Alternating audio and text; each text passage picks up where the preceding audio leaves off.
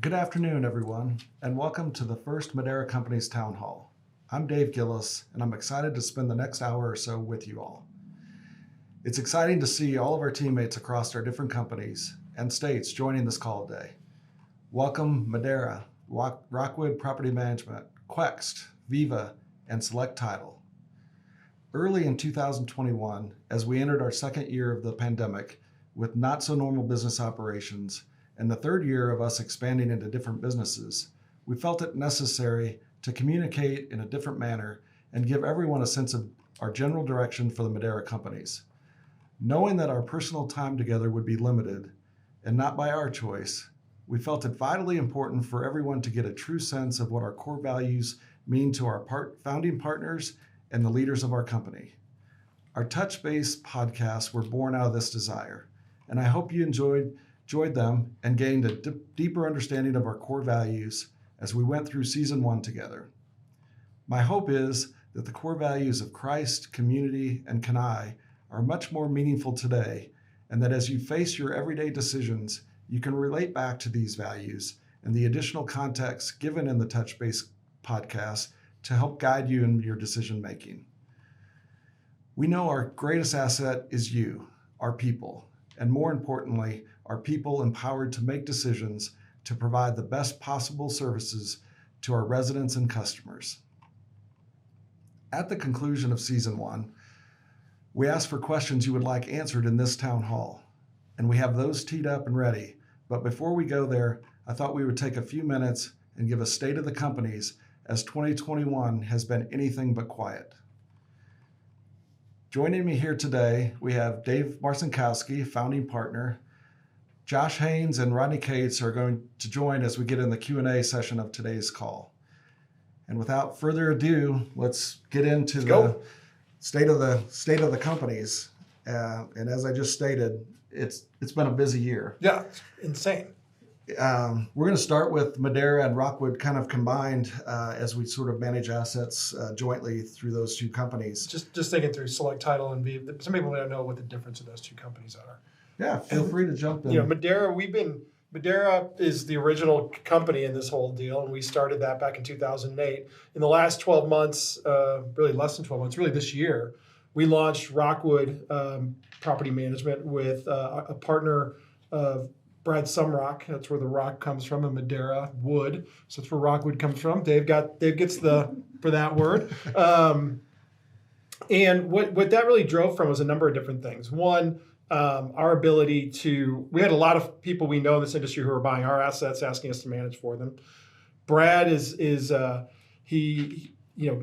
entrepreneur, he's a teacher. He's been teaching people about how to invest in multifamily for a long time. He's built a huge community up. He calls them his students. And they had a real demand for good property management. And so Brad has been asking us Charlie and I for a while, like, how can I do this? How can I bring some sort of value to them? Because it's our biggest challenge. And we started meeting with him and just kind of painting a picture for how he could do it himself. And through that, became pretty evident we could maybe do this together. And the synergies were there and it made sense. So we did that. Also provides us an opportunity to bring our Quext solutions, Viva solutions to Rockwood that are non-Madera properties. And then another big one is we've sold properties. It's given us ability to be able to take really strong teams. We want to, like our view of the world is we want to be able to create an environment where a team can come together, they can be on an asset, they can take it from here to here and be a part of that celebration, but then take that team and go and put them somewhere else. And for us to have more properties to be able to do that, I think has allowed us to be more successful in that area. And so that's your Madera Rockwood differentiator. Yeah, and by the numbers, currently we're managing in the combined Madera Rockwood about 14,000 units. About 2,200 of those are on the Rockwood side. The rest are at the Madera. And in this industry, a good kind of measure of activity that's happening outside of the normal every day. With what's on the books for the rest of the year, we will have done 22 takeovers and 17 dispositions in 2021. Extremely light year for us this year. Unbelievable how little we got done this year. No, that's insane. That's probably double or more than what we've ever done in a single year. And that's a testament to the folks who are watching this right now. Yeah, and those are easy numbers to say. That is an immense amount of effort that goes on at each one of those takeovers and dispositions. So thank you all for all the effort as we've done all those takeovers and dispositions. Hopefully you all caught in the middle of sort of our culture, our core value podcast. We also had a special podcast by Charlie Young, one of our founding partners, that sort of set up kind of the market demographics or market dynamics that are going on. But I'm just going to hit on a few things that we garnered from a trip out with some of our broker friends. But just so you know, our markets that we operate in the multifamily space are some of the strongest in the country.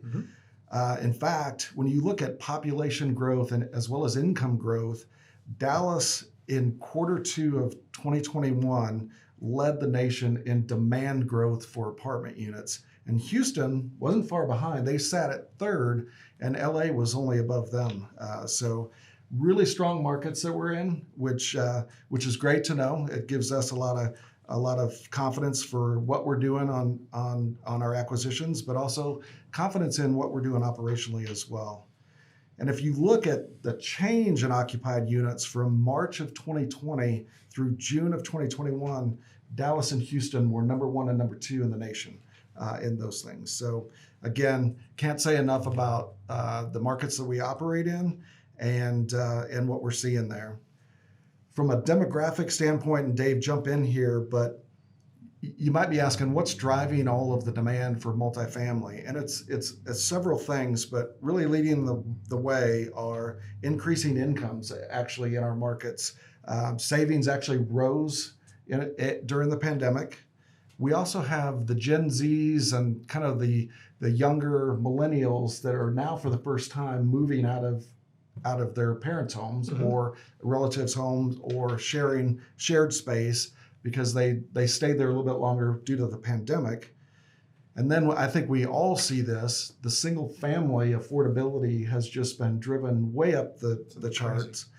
In fact, pricing a lot of the first-time buyers out of the marketplace. So they're remaining renters till they can get to that point where they can be single-family owners.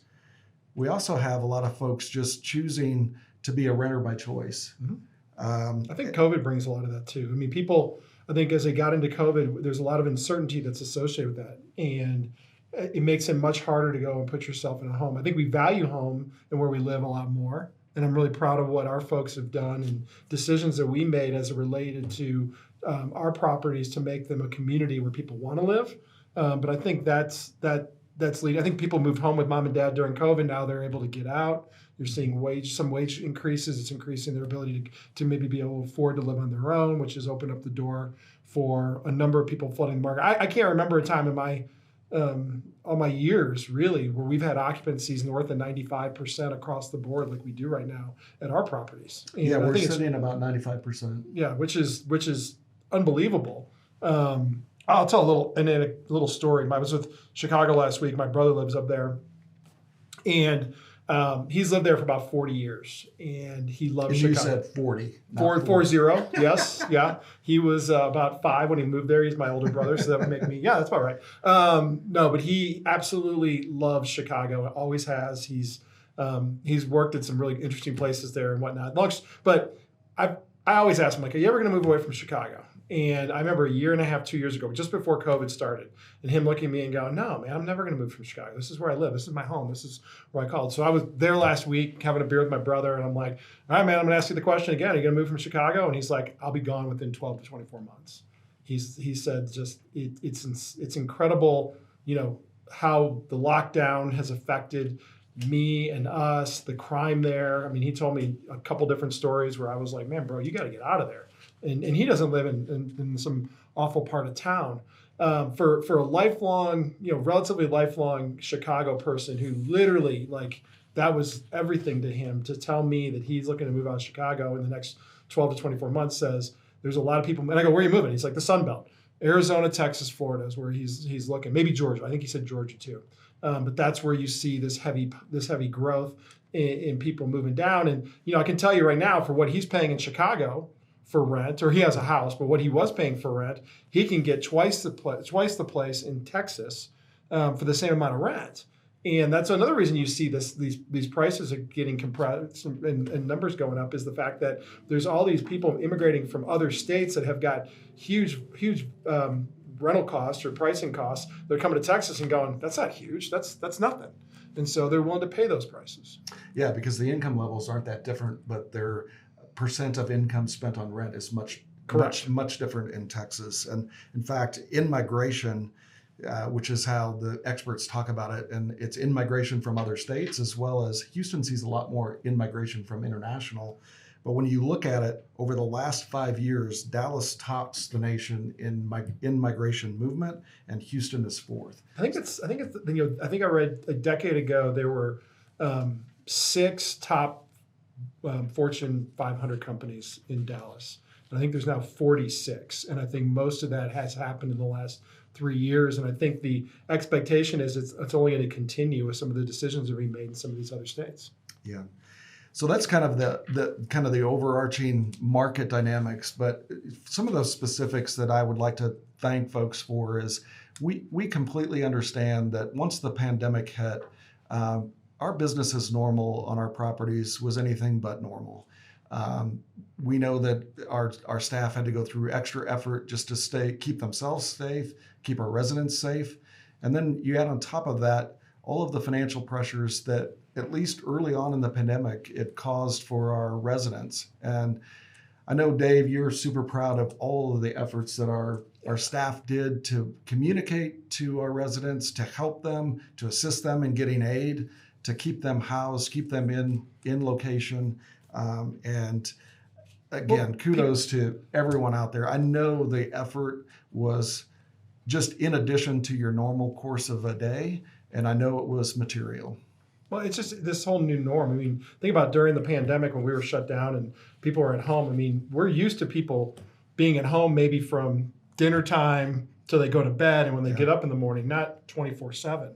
And so that's a whole different world for us to have to manage through. I thought we adapted incredibly well.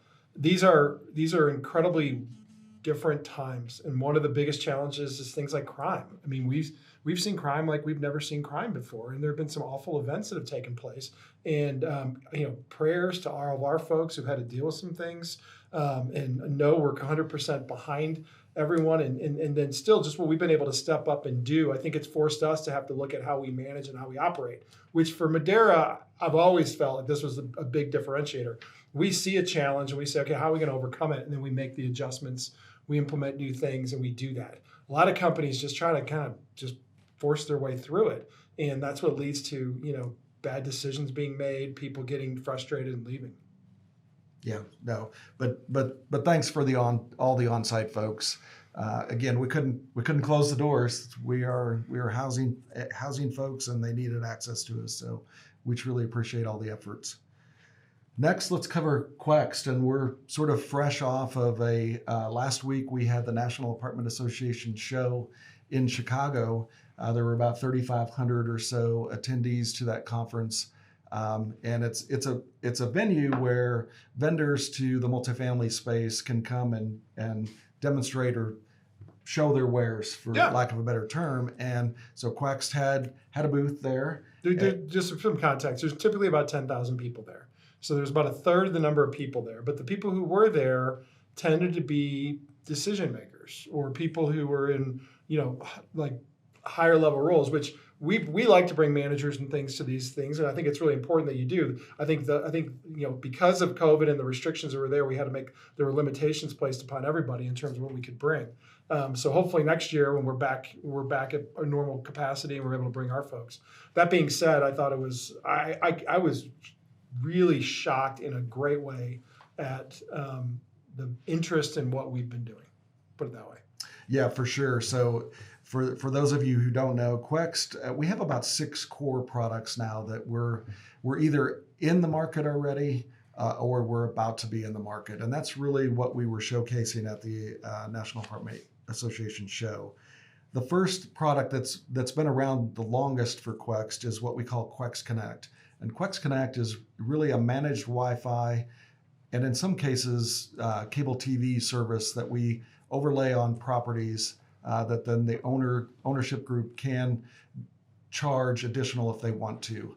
And it's just a way for residents at those communities to have an ease of connection to Wi-Fi, which we believe is really a fourth utility in today's environment and today's society. You really, if you're not connected, you're really in a disadvantage. Our assumption on this is that every apartment community, kind of like we did with billing water and sewer back, is going to be doing internet at a minimum, and where necessary, they have an agreement. They have to blend out and add video because the cable operator requires them to do so. But that's gonna become the new norm. And in terms of that assumption, I can tell you anecdotally from the people that I talk to, everybody's looking at it or doing it now. And we were one of the first, if not the first, to really take that on and bring it out to market. So it's been exciting.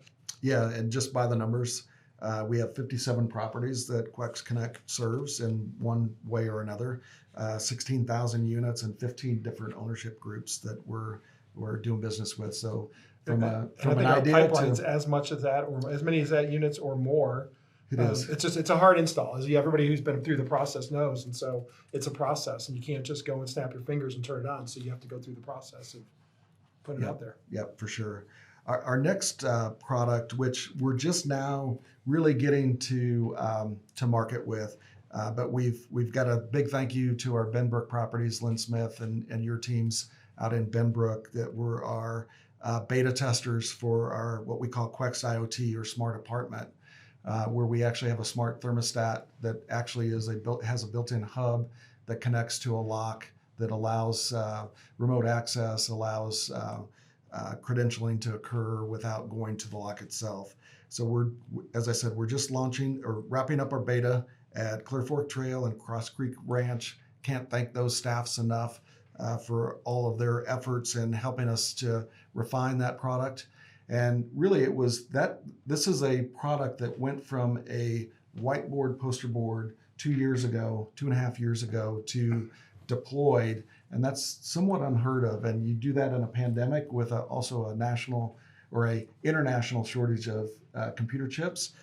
Pretty proud of the team that's brought that product to life. And I can tell you at the show, that was probably either one or two of the products that were most sought after from people. That and digital human. And kudos to John and Mark and the marketing team for doing as much as they did to give us. I mean, our booth was, people were waiting in line to talk to us, and we had a lot of people there. And compared to other booths that were pretty quiet, I'm like a parent talking about their kid when it comes to Quex. It's like you gotta take it, what I'm saying with kind of like that grain of salt, because there's a lot of pride involved in what we've accomplished. But I left feeling like there wasn't a single product that we've got that isn't hitting the mark. And while we still have to iterate and we still have to make our product better, which we are committed to doing, this isn't a build it quick and do something with it, sell it or whatever it is. This is a long-term play for us. I couldn't be more excited about what we heard and saw when we were in Chicago last week. Yeah, and on IoT in particular, really what we endeavored to solve for the industry was the capital costs needed for a smart apartment technology, as well as the recurring ongoing operating cost. And I believe we're about half on both of those metrics to the next closest competitor. Well, I mean, we did it different. I mean, whether you understand the technology or not, we look. When I say we, it definitely doesn't include me, but we as a company, we as everybody in this conversation, our really smart folks got together and they sat there and looked at the challenge and they said they looked at it completely different and came up with a completely different solution. And so as we were having conversations with CEOs, both on the operations side as well as the competitor side, there were assumptions made about how we were using the tech. That because of that, they were like, well, you've got a problem here and you've got a problem there. And then as we kind of walked them through how we actually really do it and we dispelled some of those myths, they were like, wow, okay, I didn't realize that's how that worked. Well, we may have a problem there. This is really cool. I mean, I didn't think about it from that perspective. Okay, those are the kind of comments we were getting. And so a lot of buzz, a lot of excitement as we left Chicago. Yeah, and since we were building from scratch and doing that totally different, again, the beta was super important for us. So again, Lynn Smith and her team of Michelle Tovar, Marissa Powell, Crystal Ellison, and Mishan Board were absolutely instrumental in Thank our you, all of team, you. our technical team learning and I think we iterating. came out with like 40, 45 things from their involvement of things that we had to go out and fix. I do believe this last update, I think, addressed what we think is all. I'm sure there's still issues out there, don't get us wrong, but I think we've been able to go from here to here in a very short period of time, and it doesn't happen without real people using the product. Engineers like to throw out numbers, and they feel they're about 95% success rate with today's changes, and will continue to move towards 100%. Correct. So digital human was the next thing, and I think most of you, if you've been on any of our websites, can click on to either Mia or Jordan. It's super exciting. It's really a full CGI person that actually reads your expressions and can adjust conversations. That was launched probably about a year ago on our Madera website. I think it's actually been a little longer than that. Yeah, it's probably been a little longer. But the exciting news that we had for NAA was she now can speak Spanish. Yeah, no, this is one where I think we're on the bleeding edge of the tech, and people just don't understand it. And so as people were walking by our booth, they'd be like, okay, what's that? And they come over and they'd be, kind of like, no, I want to see that. And we kind of walk them through and they'd be like, man, you guys are crazy. That's awesome. One thing we did this year I just thought was pretty cool. We co-hosted a party, and we worked with, John and his team worked with our partners on that to create an invitation where Mia did the invitation. So you get an invitation mail, you open the link up, and it's Mia talking to you about the event. And I've got a lot of friends in the industry. I lived in Chicago for 10 years, so there were a lot of people back that I know who were like, man, you guys are really coming up with some unique ideas and things that truly at a time where we really need them, which was all good to hear. Yeah. And kind of to go along with that, as we created new websites for Madera, we had used for years those entities out that service the industry, and we just didn't feel like there was enough flexibility or enough ability for an owner operator to make changes without going through a ticketing system, which just delayed things. And thank goodness we had made the changes on Madera prior to the pandemic, because as we went through and had to message our residents or prospects, we could do that essentially on the fly. Right. We are now going to launch that to the rest of the industry.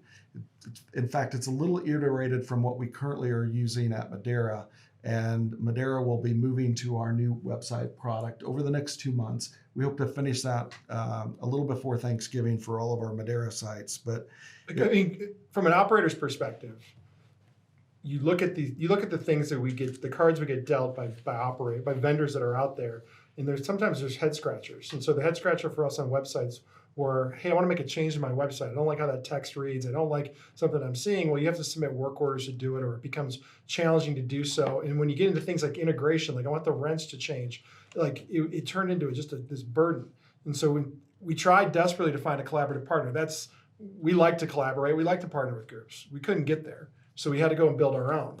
Did it take time? Yeah. Are we there? We're at a point now where we feel comfortable it's ready for market. But again, if anybody sitting over there on the other side of this, the camera and going, but we're not there yet. We have a lot more to do. No question we have a lot more to do. And we will do a lot more. This is a long-term play for us. We will be constantly iterating our products. Yeah.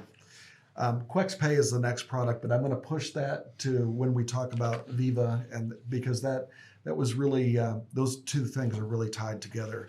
And the last product on the Quex side is really our property management software. Today we use a version of that called Nuco, and I would say that was our Gen 1 of our property management software.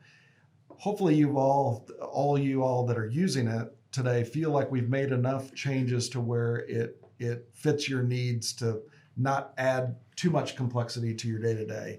But I can tell you when Quex PMS comes out next year, which we hope to have really across Madera by mid-year next year, you'll see that it's dramatically different than anything you've used before. Very intuitive and very, I guess, adaptive to what your needs might be.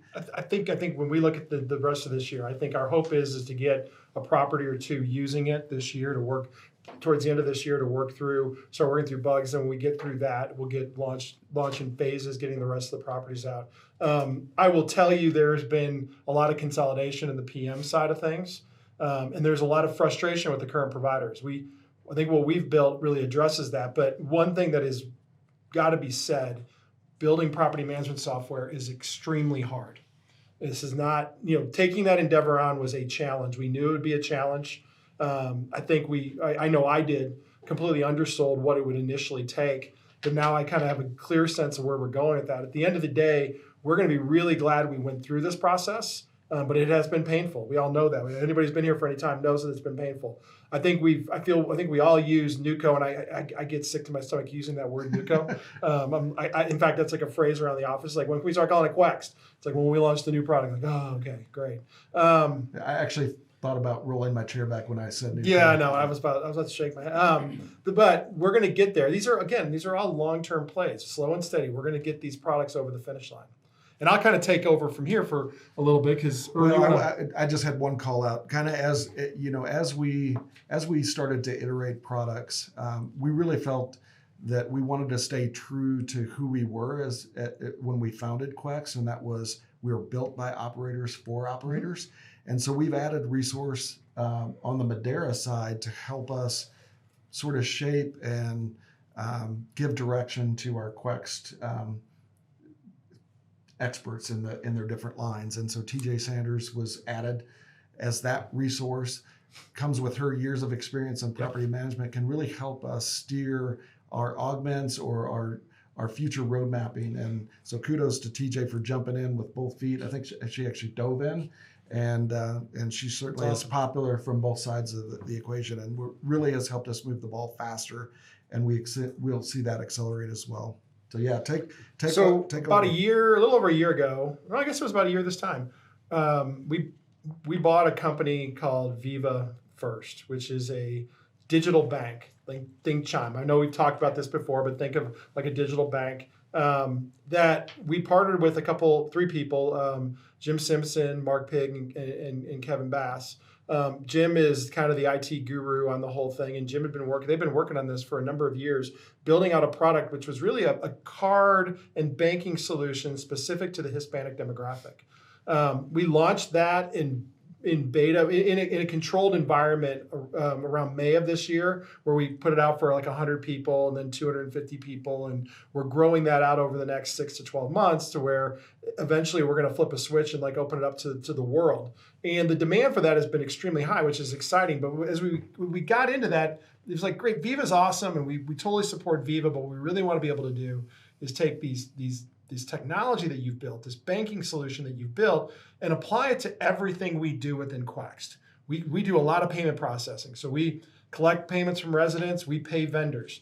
All that, we will be coming up with solutions through this Viva entity, and how we bank and everything else is going to kind of be revolutionized as we do this Quext thing. We needed this for all the things Quext we're doing, because what Quext is a platform. This is a comprehensive, ultimately one-stop shop. Even though we want to collaborate with everybody, we're going to have like pieces to all the puzzle pieces, whether it's ours or someone else, an operator can come and put them all together and have their own way of operating the property. In May of this year, we had some really interesting conversations with a group called Rent Dynamics out of Logan, Utah. A group of us went up there and met with their leadership. Their leadership was back down here 3 weeks ago. And what we came up with at that point in time is taking this Viva First card, and we said, well, what if we built a card for the apartment industry, a credit card? This is an ESG kind of initiative. How can we help people I like to say level up. How can we help them level up? And a lot of people in our space, they need to improve their credit. They need to learn how to save money. They want to get to a point where they can maybe buy a home and those kinds of things. Well, how can we at Madera, how can we at Quext, and with our partners, put a solution together that kind of, I like to say, take people from maybe poverty to prosperity is kind of where, and you can fit into that mold anywhere. It doesn't mean you have to be a poverty to kind of go in there. You can start anywhere you want to, but prosperity for me is home ownership. That's how we measure prosperity. And so we came out with a card that we launched at Chicago last week. It was under the Rent Dynamics banner, but we pushed it as well, called the Rent Plus card. You get approved for your apartment, you get approved for a Rent Plus card. And there's a number of specific solutions around that card that are specific to renters potentially in how they pay their rent and savings that they can have there. And with it comes a bunch of budgeting and financial tools, as well as their rent being reported as a credit line, as well as their utilities. And we start to build out this sort of this idea out of like, how do we help people move into an apartment and not just have a roof over their head, but actually improve their lot in life, to look at their situation and provide them a credit tool and provide them an opportunity to improve their credit, save money. We're working through right now gamification of the rental experience. So imagine if we could get to a point where, hey, you pay your rent on time and we're going to put a little bit of money in your bank account. To refer somebody, maybe you're not going to get $300 off your rent for a referral deal, but we're going to put $300 into cash into an actual bank account, savings account in your name, and you help them build up a nest egg that they could use for down payment, pay off debt, or whatever it is. That's kind of a really Cliff Note version of the vision of where we're going with it. But to do it, we needed Viva, and we needed those guys, those three gentlemen and their solution, as well as their team. They've got some incredible people down there, Curtis and Tony and everyone else down there. We thank you so much for coming on board. We can't wait to work more and more hand in hand to come up with these solutions. Yeah, and I would say the Rent Plus card was probably one of the most talked about things at the show because it was unique.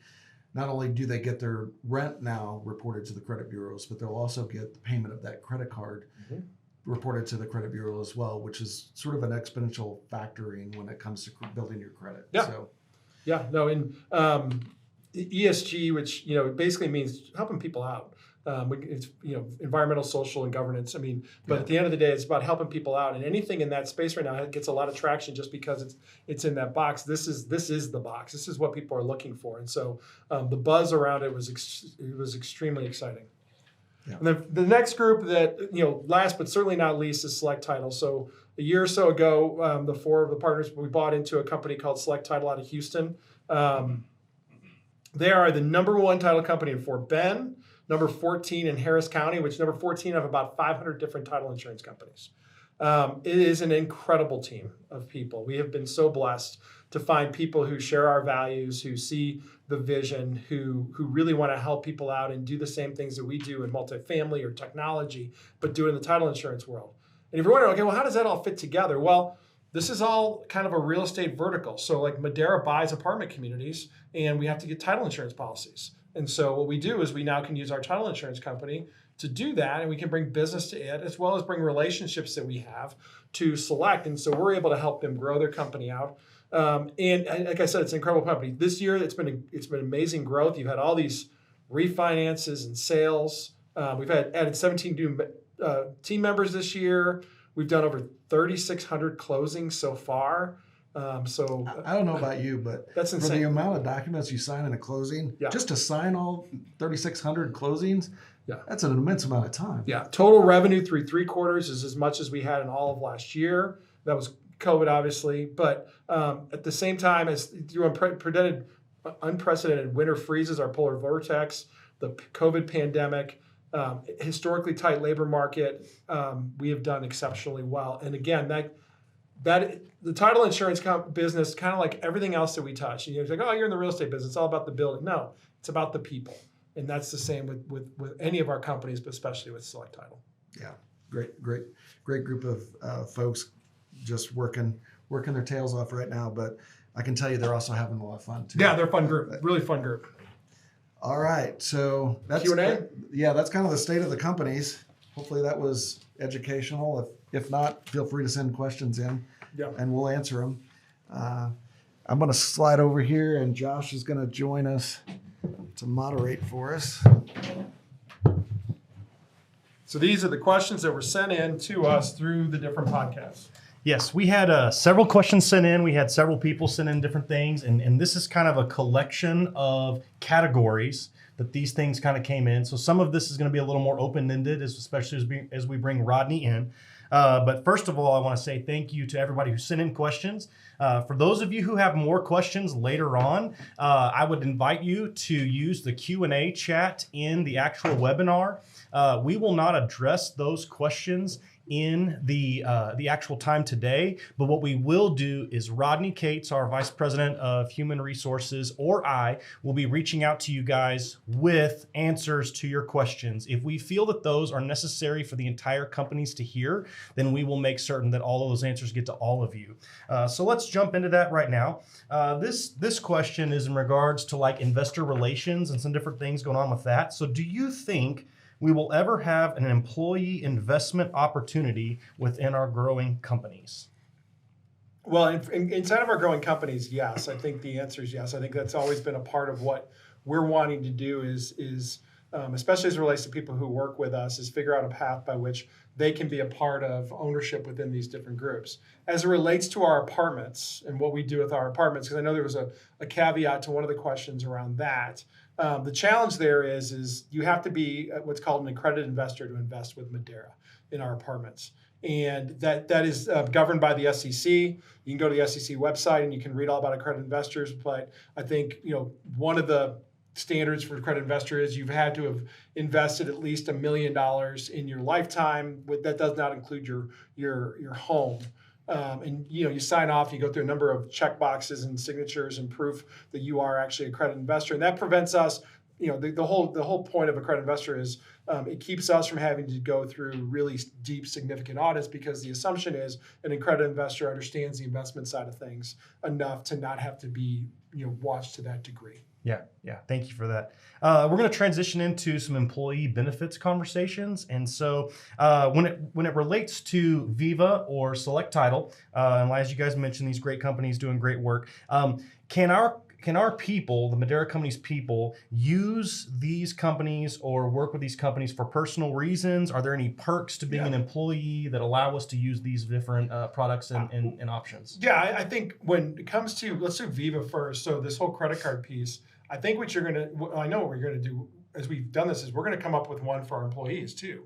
And we're going to have a solution where there are certain things that maybe we can do that help our specific employees. Maybe it helps them get their paychecks sooner and a number of other types of solutions. And so we're not there yet, but I would say probably by the next time we have this town hall meeting, we're going to have, hopefully something we can share or at least start talking through the concept. But that's the intent is for us to come up with specific solutions for specific groups that we can bring real life-changing solutions to, and our employees are very important to us. Yeah, and certainly we want to develop sort of the Rent Plus card for our own employees. Correct. And so once we get Rent Plus kind of up and running, that will be where we turn our sights to, so that our employees can also start to build their credit as well. Yeah, with the same mechanisms. There's a lot of things in the fintech space that are like service related. Like it's like this huge dictionary of cool things that you can do with fintech to help people out, but everything's not applicable to like. I'm going to look at all of them and go, okay, that's important to me, that's important to me, that's important to me. I think what you're going to see us do is take different brands of this card and find out the things that are really important to specific groups, things that we can do, with one group we may not do with another group. And, I would say our employees, after we get past Rent Plus, is probably the most important thing for us to accomplish. Very cool. As it relates to Select Title, so Select Title today is in Houston. So if we have any Houston folks that are looking to close a home, absolutely we'll connect you. And I think the best thing to do would be to talk to your VP and say, hey, I'm buying a house, I need to close on it. Can we connect with somebody at Select, and then we'll connect with our folks over at Select and get somebody who can take really good care of you. I will tell you, in the title insurance business in Texas, pricing is set by the state. So while we can't give you a deal on price, what we can do is make sure that you're taken really good care of through the process and educated.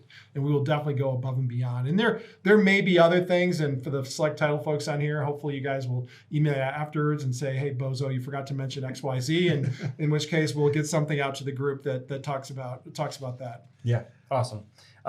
Dave, we're gonna do a couple things here. We're gonna switch you out with Rodney. So Dave, first of all, thank you for being a part of this. Thanks everybody. I appreciate y'all.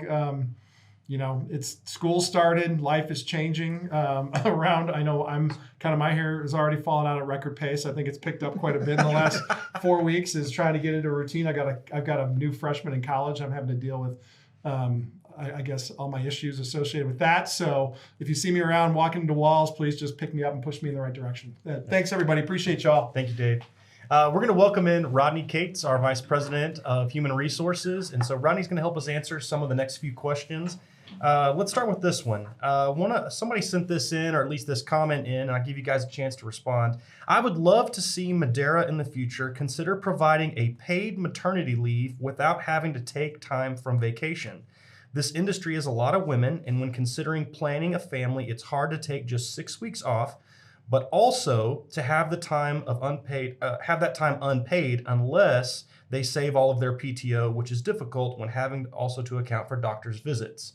And so clearly, first of all, we want to thank all of the women that we have in all of our different companies, but especially those who are on property. You guys are amazing, and this is definitely something that we care about and want to care for. So jump in there. Yeah, I'm going to jump in first because it was interesting to see the number of questions really came in around human resources and benefits and the like. And we realized, how long have you been here, Rodney?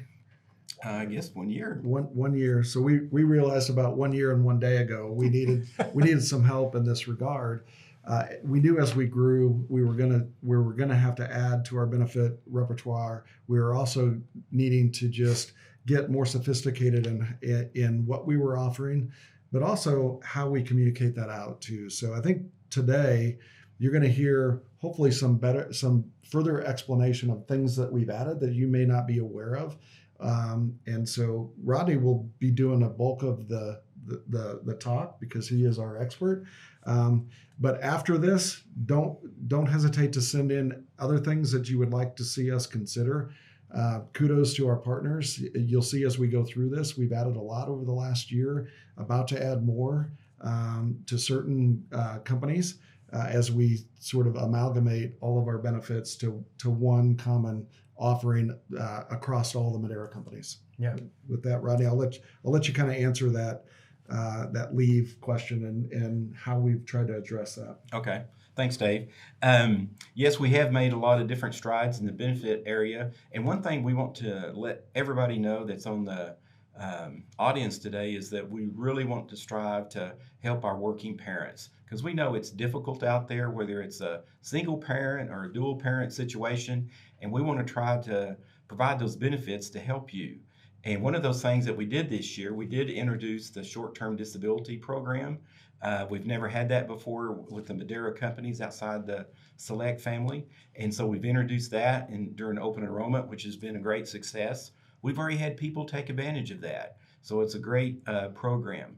Well, I'm going to jump on that because sometimes you can say it and people don't realize they need to elect that. So, right, the short-term disability, there is a slight cost to you, but it does give you additional paid time off, correct? Absolutely.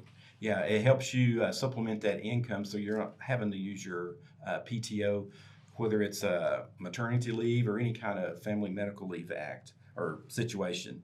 And also what we did, we introduced paid sick leave for all the employees. We haven't had that for all employees, and this is where you accrue so many hours each week based on the number of hours that you work, and you can accrue up to 80 hours in a year. And we capped it at 480, which is kind of common throughout companies.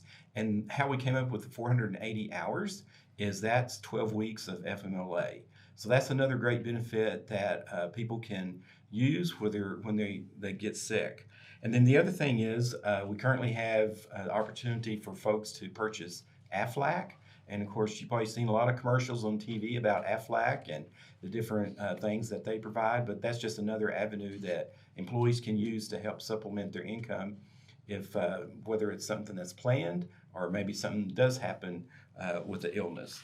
And then also what we have is a lot of individuals can use flex time. I know the comment referred to going to doctor's visits and things like that. So just work with your manager about flex time because that is available. And kind of like what Dave mentioned, we're always looking at different benefits that are available out there because we still want to continue to be that employer of choice. Yeah. We're going to transition into another topic for you guys. And so we're going to talk recruiting and kind of some of the different questions that came in regarding that. How does the job posting process work, especially for employees who have ambitions about moving up in various Madera companies And how do we get to this information? Okay.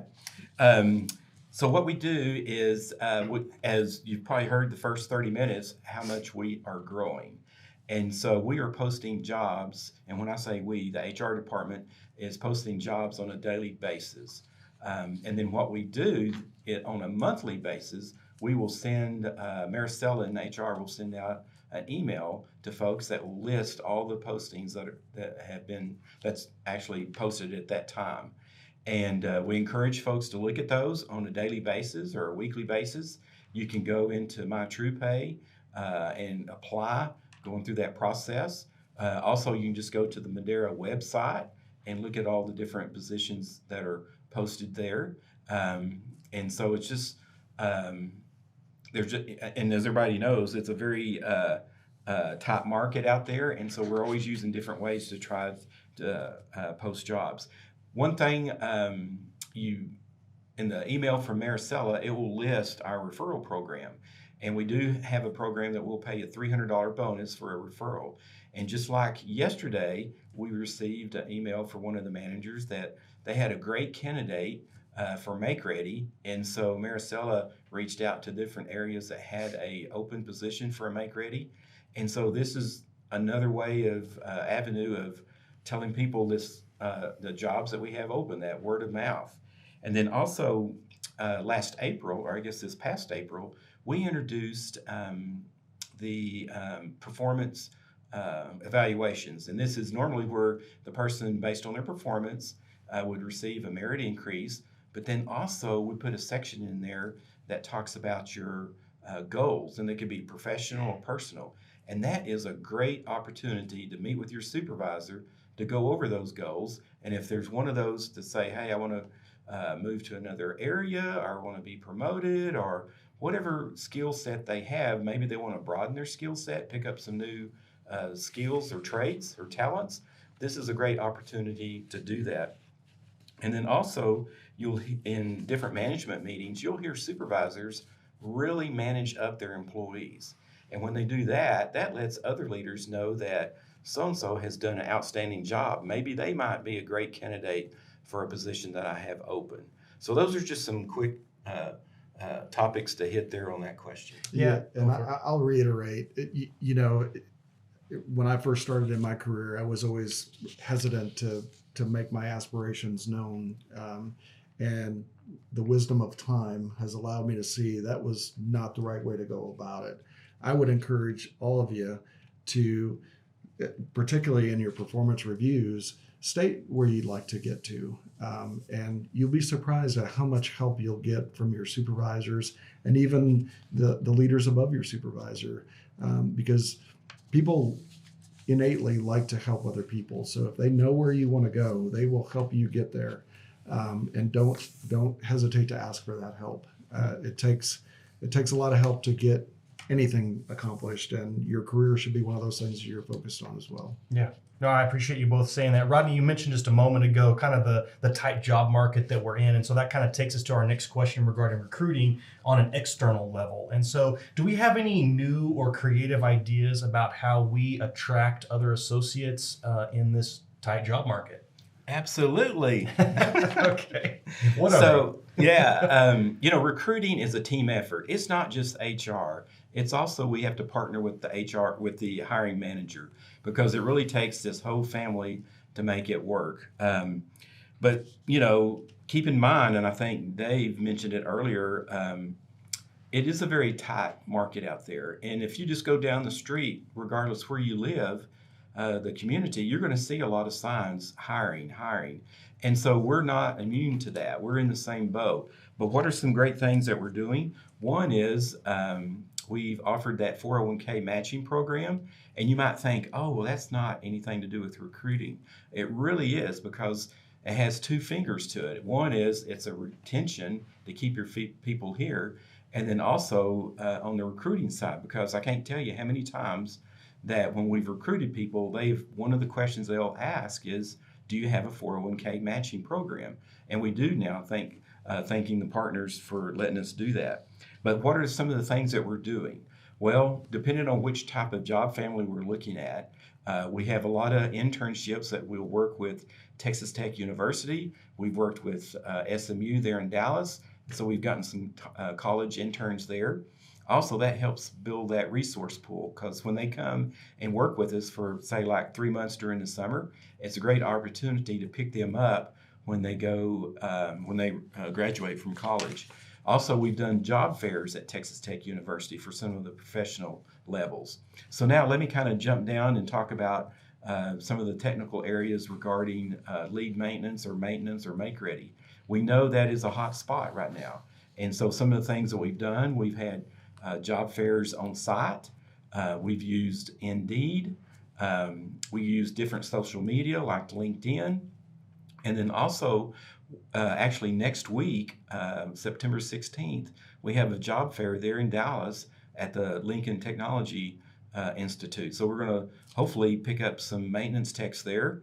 And also we've posted jobs on the Texas State College, TSTC, Technical College website, and had some hits there. And then also in Houston, we're working with the Houston Community College. So those are some areas that we're looking at and have posted different jobs, trying to make sure that we're out there on the social media and things like that to try to recruit folks. And as I mentioned earlier, it's just, the word of mouth is a great tool to help us to get different people to come here. So if you have some other great ideas, we're open to those, hearing those. So just let the HR team know, and we'll be glad to look at that. Yeah. So and those ideas can be to recruit people that already work for us as well. Yeah. I think oftentimes we forget that we should be recruiting our own employees every day to continue to be our employees. So any ideas around that, how we can improve our environment to be that employer of choice, we're open to as well. And I'm going to reiterate the thanks to our partners for allowing us to launch the 401k program at Madera. It's a financial hit to the partners, and they allowed us to do it. Knew it was important to recruit, but more importantly, important for our current employees to start to build that retirement savings that you're going to need. I hope you all are taking advantage of that essentially free money. Mm-hmm. And there's no better way than if you never see the money, and that's how you build a nest egg. So hopefully you're all taking advantage of that. Yeah, as we talk about, and this kind of takes us into our next topic of training, as we talk about whether it's internal candidates who are moving up and moving into new different areas, or as we're talking about new people coming in and how we bring them into the fold. Is there anything, or is there something that we can do that implements a new type of training for these employees that kind of helps them get into their job a little bit quicker, maybe a little faster? And then also kind of talk through, if you don't mind, does this happen during an onboarding process? Is there a team, a department? Like what does training look like, helping us get where we want to go? Well, right now the training it really has a lot of arms and legs, and it's one of those partnerships again that we have to work with all the different leaders and managers in the local communities. One thing that I'm really proud of, and I don't want to steal Christy Cardena's thunder, but her and a few of the area managers are in the process of implementing a mentor program. And this will be a mentor program that a mentor will work with a mentee for around 90 days.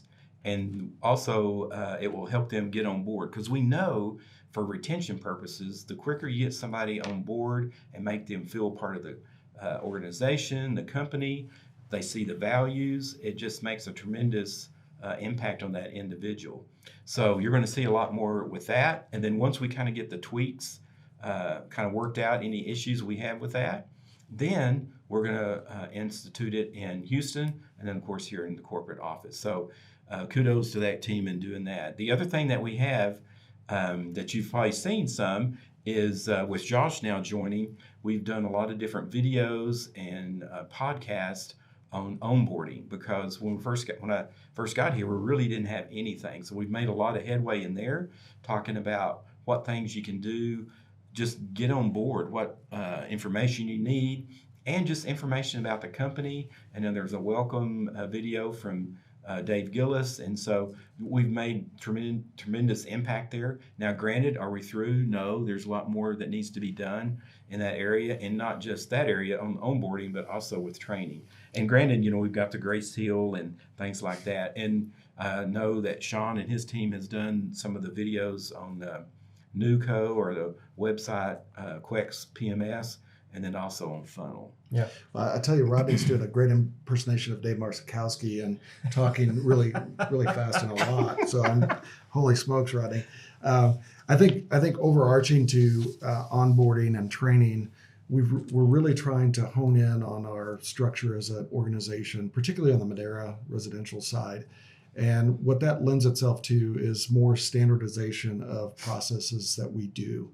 Once you get to standard processes, then you can more easily and more thoroughly create training for those things. So know that as we've moved the organization to different structure and specifically call out the area managers, which are doing the mentoring program, that is all in about to get us standard in our processes. Houston, you now have your area managers and a new leader in Katie, and we really look forward to Houston and Dallas working together to sort of set our processes solidly on a standard format, and then we can build training around that much more easily. Yeah. I always have to caveat when I say standard. It's not centralized, that's standard. We really want folks that are doing the day in and day out jobs to be setting those standards. We don't want to centralize that to somebody that doesn't have to do it day in and day out. That makes sense. We're going to transition into a question that I think affects all of us. It has affected all of us over the last 18 months, really, as we talk about COVID. Specifically, we know our world has been shocked by that. Each of our communities have been impacted in ways we can't even put into words to some degree. We have teammates who have either had COVID, some of us at the table have had COVID, or we've had family, friends, and then even teammates here pass away because of COVID. How do employees navigate the conversation of vaccines right now, specifically with all of the hoopla that's kind of going into for, against, and people taking sides and all those types of things? How do we navigate this conversation and all that revolves around getting the vaccine or not? Well, yeah, and I think probably at first and foremost on people's mind is, will Madera or Madera Companies mandate our employees to get vaccinated? Because that is a movement across a lot of companies. I will say we will not mandate, but I will also stress that please don't be a victim to a political game, whether you're on the left or whether you're on the right. You can be fed information that would lead you to a conclusion that's based on a political bias. I would ask you to really research things, and I researched things. I had COVID. I had a mild case. Rodney had COVID. He had a very extreme case, ended up being hospitalized. We're vaccinated. I know Josh is vaccinated. Dave is vaccinated as well. We made that choice based on things bigger than ourselves. We made that choice based on protecting those that can't protect themselves in our society. And we made it based on all of the research and all of the facts, just facts that are out there today. And I can tell you that the single most daunting fact is you're 29 times more likely to be hospitalized if you're unvaccinated than if you're vaccinated if you contract COVID. That means out of 100 people in the hospital, 95 of them will be unvaccinated. That's what that 29 times said. And if you start to read statistics across our state and across our nation, that's about what you're seeing. Hospitals will report 95 to 99% of their hospitalizations are unvaccinated. The Delta variant is nothing to take lightly, and we've all had personal friends that have suffered mightily, and we've lost friends. I had a friend that was completely anti-vax, and she ended up in the hospital. She has changed her tune from that. So I just ask you to do your research. Consider doing it for something greater than yourself. I don't see a large amount of side effects from the vaccine. I think we all had minimal to none, a sore arm. So please consider being vaccinated. I think the president actually may be speaking on this later today. It'll be interesting to see what he brings to light. I would ask you to listen to that message without a political bias and just listen for the facts and make your decision. We won't mandate it because I know each person has different facts and circumstances, and I don't want to be a dictator in that regard. But please consider it. It's important for our country. Yeah. We're going to transition into another topic, and this one is about our charitable efforts. Madera Companies now has a presence and has had a presence really for a long time, but in Houston, Dallas, Fort Worth, and Lubbock, especially as you talk about the 5 different companies that kind of make up Madera Companies.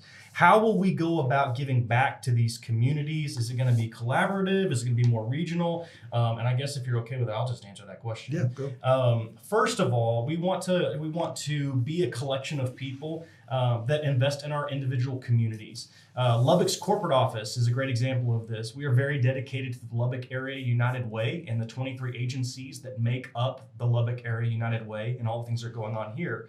To highlight Madera Residential specifically, I know that Casey and her team in Dallas-Fort Worth do a lot of local things. I know that Katie and her team in Houston do a lot of local things, and we really want to encourage this. We want you to start there. If we can get to a point where we do big collaborative things, we would love to do that. But first and foremost, we want you taking advantage of the opportunities to serve your local communities. I know one of the things that's happened, I got an email about this even right before we started this, that Teresa Hayes and her team in Houston are doing some very cool things regarding boxes and helping people who've been affected by Hurricane Ida. And so please do that. Be passionate about your community. Be passionate about caring for those that you will see in the supermarkets and in different places. The other thing, too, that we want to do is, because we do care about our communities, we have implemented in the last few months a volunteer time off program. And so we will be giving that to you again. I promise that's already been sent out. If you haven't seen it, we'll give it to you again. But basically the way that it works is, and I'll use a full-time employee as an example. A full-time employee who works 40 hours a week for us will gain 1 hour of time to leave during the workday to go do community service. And so at the end of a month, and this is what our policy states, at the end of the month, you would have 4 hours, half of a day, to basically leave the job and work with your supervisor, and please do that, to get out into the community and do something. You can even add 2 months together. So at the end of 2 months, you would have a full day to basically get into the community and to do some great work with the various places that you're passionate about. Now, it stops at that point, and we don't really get more than a maximum of 8 hours. But please work with your supervisors, work in your teams, get out into the community and do great work, because our community value is more than just internal. We want it to be external. And I think that we've tried to design this policy around truly doing good in the community that you live and work in. And I know you know this, Josh, from your nonprofit days. I know it from sitting on a multitude of boards. Money is great, and giving money is great, but oftentimes the more important thing that they need are people's time and effort to get things accomplished. So that's why we created this policy. We hope there are some things in your community that you're passionate about that you can go support, and we're proud and happy to support you in doing that. Yeah. I know we've kept you guys for a while here. We're going to kind of wrap this thing up here, and so I'm going to transition the conversation to you guys. I know, Rodney, you wanted to make certain that everybody who's listening understands that we continue to ask for their feedback. And so tell us about the new thing that we're going to be doing here and bringing out even next week a little bit. Okay. You should have received an email from Josh regarding Swift Bunny. This is the company that we're going to use to conduct our employee engagement survey. And this company has a lot of other companies that are in the multifamily scenario or area. So we can look at different properties and see what their scores are and compare ours to other companies. And this is just a great way for you to give us feedback to see how we're doing, how leadership is doing, what things can we do. The survey is totally confidential. You'll have 3 weeks to take the survey. And when you do get the email from Swift Bunny, you'll see that there's an opportunity to also take the survey in Spanish. So I think it's just a great way for us to continue to have this two-way street conversation with employees, since we're scattered in so many different areas.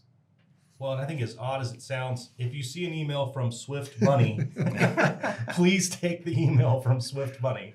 Yeah. Yeah, my thoughts exactly. Yeah. That's why we brought it up. Okay. I would have thought, I don't know if that's an email I can click on or not. It's a good email. It's not bad, I promise. Yeah. It's an eye catcher. Yep.